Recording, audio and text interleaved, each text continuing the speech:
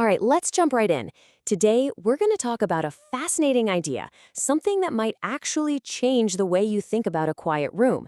It's called the silence test, and it's all about what our reaction to a sudden lack of noise really says about us. Okay, so let's start with a little thought experiment. Just picture this, okay? You're in your car, the music stops, or you're at home and the podcast you were listening to ends. Suddenly, it's quiet. What's your first instinct? I mean, that immediate gut reaction. Are you instantly reaching for your phone to put something else on, flicking on the TV? Or do you just let the quiet hang in the air for a bit? Now, this is where it gets really interesting. The source material we're looking at today makes a pretty provocative claim. It says, and I quote, "Your reaction to silence is a hidden IQ test." Wow, right? That's a bold statement, but it's probably not what you're thinking. So let's be super clear here. This isn't about some literal score-based intelligence test you can fail. Not at all. It's really more of a metaphor, a way to understand our own cognitive habits.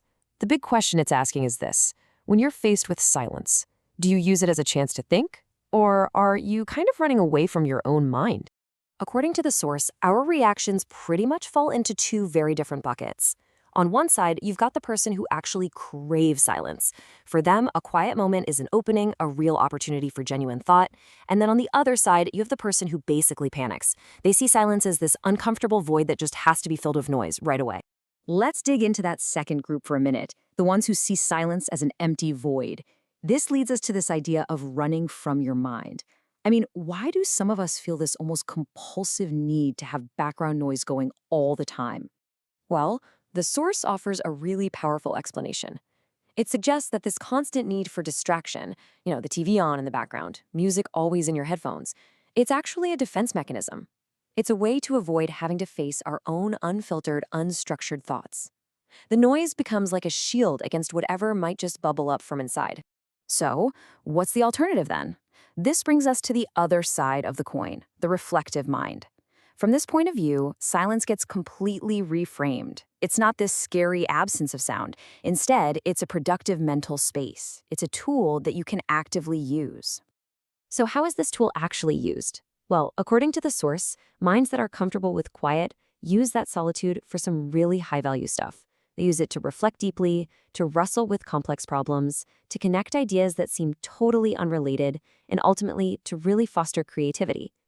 Okay, so if one mindset is using silence to create and problem solve, what is happening with the other one?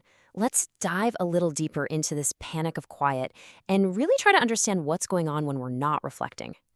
The source uses a very specific term here, weak mental processing. Now, it's so important to understand this isn't meant as an insult or a judgment. It's just a description of a cognitive pattern. It's about preferring to consume stuff from the outside, music, news, whatever, instead of engaging with the harder, often messy work of your own internal thoughts. And this really gets to the heart of it. A crucial point from the source is that when we instinctively run from silence, what we're really running from is ourselves.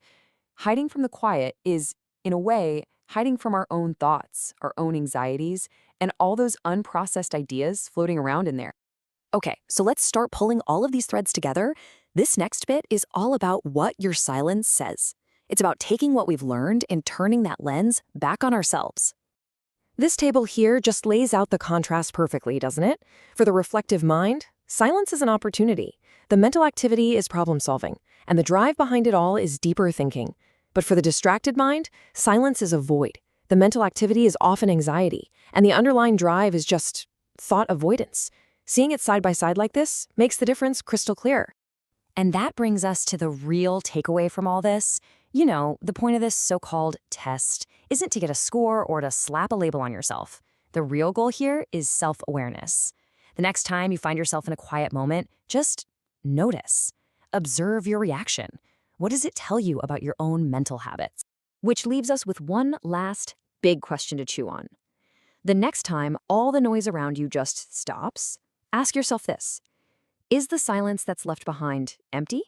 Or is it actually full of answers, just waiting for you to be quiet enough to hear them?